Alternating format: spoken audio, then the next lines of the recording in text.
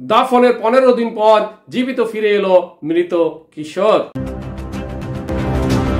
সিলেটের ওসমানী নগরে রবিউল ইসলাম 14 নামে এক কিশোরকে মৃত হিসাবে শনাক্ত করে দাফন করেছিল তার পরিবার। এ ঘটনায় তার মা বাদী হয়ে থানায় একটি মামলা করেছিলেন। তবে 15 দিন পর ওই কিশোর পরিবারের কাছে জীবিত ফিরে এসেছে।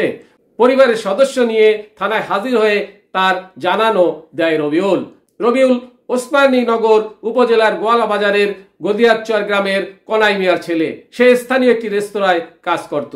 গত 26শে জুলাই সেখান থেকে নিখোঁজ হয়েছিল সে। 3রা আগস্ট মৌলভীবাজারের কুলাউড়ার বরমচাল এলাকা থেকে অজ্ঞাত এক কিশোরের লাশ উদ্ধার করে পুলিশ। খবর পেয়ে স্বজনেরা সেখানে যান। লাশটি রবিউল বলে শনাক্ত করে স্বজনেরা বাড়িতে নিয়ে যান। 6 আগস্ট দাফন সম্পন্ন হয়। এর 2 দিন পর 8 আগস্ট রবিউলের মা পারুল বেগম বাদী হয়ে কুলাউড়া থানায় হত্যা মামলা করেন। মামলায় ওসমানী নগরের গোয়ালা বাজারের বগুড়া রেস্তোরাঁর মালিক বুলবুল মিয়া সহ কয়েকজনকে আসামি করা হয়।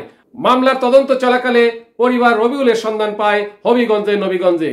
গতকাল শুক্রবার তাকে নিয়ে কুলাউড়া থানায় হাজির হন তারা। শনিবার রবিউলকে আদালতে হাজির করা হলে সে জবানবন্দি দেয়। সেখানে সে বলে সে নিখোঁজ হয়নি, বরং ইচ্ছা করে আগের রেস্তোরাঁর কাজ ছেড়ে অন্যত্র কাজ নিয়েছিল। পরে নবীনগরে গেলে পরিবার তার খোঁজ পায়। আদালতের নির্দেশে রবিউলকে পরিবারের কাছে হস্তান্তর করা হয়। মামলার তদন্ত কর্মকর্তা কুলাউড়া থানার এসআই মোস্তাফিজুর রহমান এ তথ্য নিশ্চিত করেছেন। কুলাউড়া থানার ওসি মোহাম্মদ ওমর ফারুক বলেন, যাকে রবিউল ভেবে দাফন করা হয়েছিল সেই লাশের সুরতাল ও অপমৃত্যুর মামলা এখনো থানায় আছে। ওই লাশের বিষয়ে কিছু জানা যায়নি। নিহত ব্যক্তির পরিবারের সন্ধান পাওয়া গেলে আদালতের নির্দেশ অনুযায়ী ব্যবস্থা নেওয়া হবে। বিশেষ সংবাদ এখনকার মতো শেষ করছি। আল্লাহ হাফেজ।